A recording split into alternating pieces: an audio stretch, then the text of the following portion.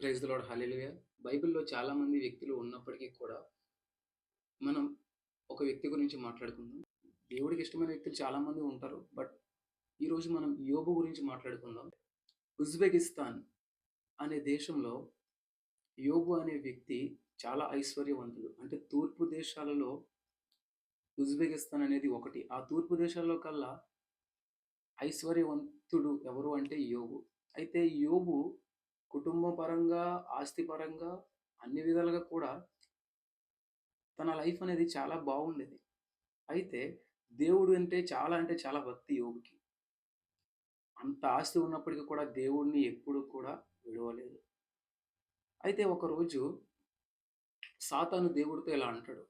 యోబు దగ్గర ఐశ్వర్యం, ఆస్తి, సంపద అన్నీ ఉన్నాయి. కుటుంబ పరంగా కూడా ఎలాంటి సమస్యలు లేవు కాబట్టి నిన్ను ప్రార్థిస్తా ఉన్నాడు. నీకు భక్తునిగా ఉన్నాడు. బట్ అవేమీ లేని రోజున ఖచ్చితంగా యోబు నిన్ను వదిలి వెళ్ళిపోతాడు అని నిన్ను ప్రార్థించడం మానేస్తాడు. నిన్ను దూషిస్తాడు అని చెప్పి యేసుతో చెప్పగా దేవుడు ఇలా అంటాడు. There is no one on earth like him. అంటే యోబు లాంటి వ్యక్తి భూమి మీద మరొకరు లేరు అని చెప్తాడన్నమాట.